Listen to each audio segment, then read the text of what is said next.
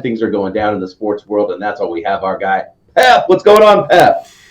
Guys, I mean, here it is. We're at the end of the road for the LA Clippers. It was quite the run, to get to the Western Conference Finals, but they fall to the Phoenix Suns last night, 130-103. So Phoenix wins the Western title in 6 games. They advance to the NBA Finals. But it was the best season in Clippers history for the LA Clippers to get to the Western Conference Finals. They just ran out of gas, and they just ran out of guys. They didn't have Kawhi Leonard. They didn't have Serge Ibaka. Zubac's the big guy. Like, if they were at a full complement of all their players, the entire roster, I think they could have beat Phoenix. I think they could have got to the finals. It just was not to be this year. It was not, and you definitely felt the air go out of the building once Patrick Beverley shoved Chris Paul. It was like, okay, that is it, even though you felt it going that way this game, and then it just exploded into that huge lead. I mean, we kind of knew, really. It's like the Clippers getting this far is really kind of a testament to Paul George not being, the disappointment that he was labeled from years before, because it's like, we knew unless he was going to show up and score 40-plus a night, the Clippers weren't going to keep going. But then he kept scoring 40-plus a night for a while, kept them alive. But yeah, he can't sustain it on his own for that long. So, Pep, the Phoenix Suns move on to the finals. Ever since Barkley back in 93 was the last time they did this. If Chris Paul, I told 40 this already, if he does not take advantage and win a championship this year, he's never, ever going to get a ring, ever. No, you're exactly right, Patrick, because it is more wide open this year than it's ever been. The Lakers were supposed to be the favorites, and the Brooklyn Nets were the super team, all those things, and they're out. You know what I mean? This year was the year that it was wide open, that anyone could sneak in there, and here we are. Yeah, we have the Phoenix Suns in the NBA Finals, which actually sounds weird to say, but the Phoenix Suns are in the NBA Finals. And CP3, man, Chris Paul, 41 points last night. He was huge in the third and fourth quarters.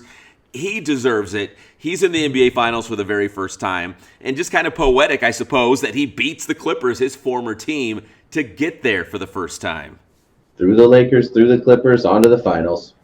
Yeah, and that's the West. In the East, it's kind of just as wacky because it's Bucks and Hawks. They're tied at 2, and each team has their star player injured right now, which we don't even know if they're going to play. It's Giannis Antetokounmpo for the Bucks, and then Trae Young for the Hawks, the 2 superstars, and we don't know if they're even going to play. They're both hobbled right now, so it's like, oh my gosh, the East is wide open. Who's going to come from the East? I guess Phoenix will be the favorite regardless. I did hear this morning that Giannis's knee has no structural damage, so maybe he will play. Obviously, he's compromised and not the exact same thing, but I guess his knee isn't completely blown out. That's what I heard. They were very quick to come out and say, no structural damage, even though it looked terrible. Which they also said about Kawhi, so that's not very comforting. Right. Yeah, they said that about Kawhi, and we still have not seen, Kawhi Leonard here in the NBA since he got injured in the NBA playoffs. So, yeah, you know what? It could be a starless Eastern Conference Finals, moving forward here if those teams can't get healthy. But one of those teams is going to advance. Someone's going to play Phoenix, so we'll see who can duke it out. But they're tied at 2 right now, which kind of makes it fun to see who's going to advance there in the East. Now, guys, I know we're not like the cycling show of record, but I did want to bring up the Tour de France. It did start, and they are off and running right now over in France, but the Tour de France, during their first stage, and it made world headlines, had a massive crash because a fan had a big cardboard sign and was leaning over like into the roadway where they were racing, hit the first cyclist, and then they all just spilled over each other. Huge pileup. But I bring it up, too, because not only is it, a horrific crash, but they went after and found this person and arrested them. They were not messing around. They arrested this person for causing the crash.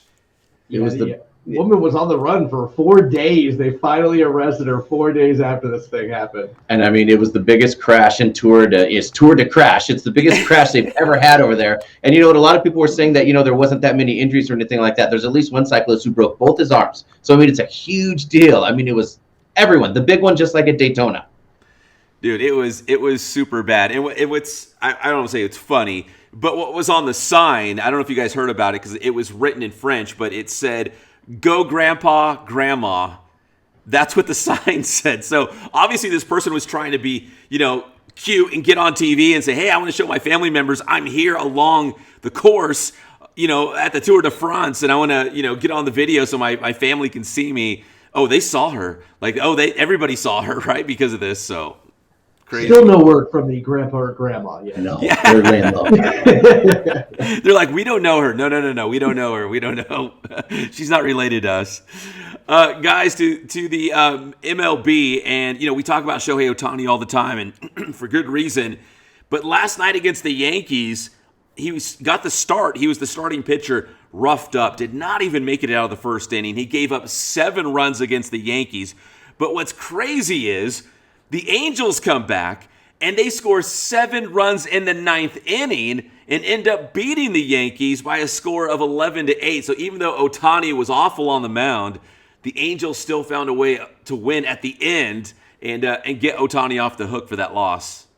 See, that makes this team a little bit different. You can tell how they're like, man, Ohtani's doing a lot of work here. He's really making us a lot better. So it's almost like when he has a rough night, there's that feeling of like, hey, we have to step up. Normally, the Angels never do that. That is a different characteristic out of this team. Sorry, Yankees can't buy this win.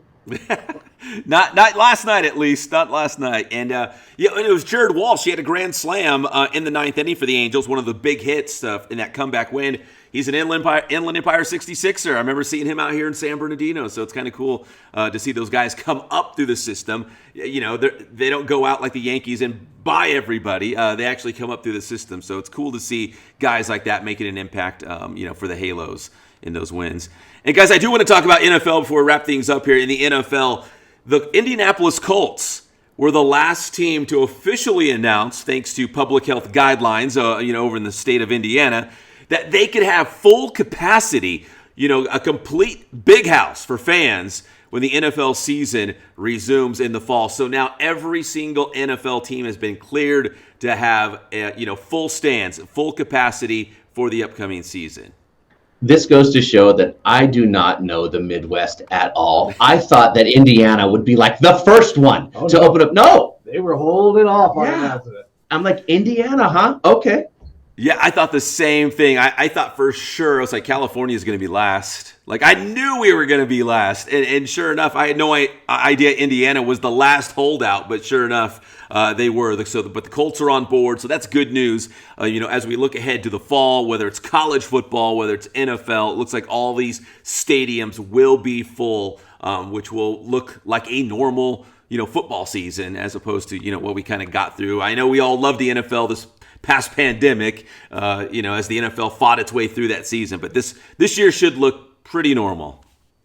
That's right. It should look normal. Pep, tell me how to get your stuff. Hey, it's Inland Sports. Hey, check us out right now on the YouTube channel. We got Alexander Madison from San Bernardino High School, Vikings running back. He's got his camp coming up. And guys, he's in the music game too. He's strong in the music game. He's dropping some flows. Check it out, Alexander Madison on Inland Sports social media and the Inland Sports YouTube channel. Thanks, Pep.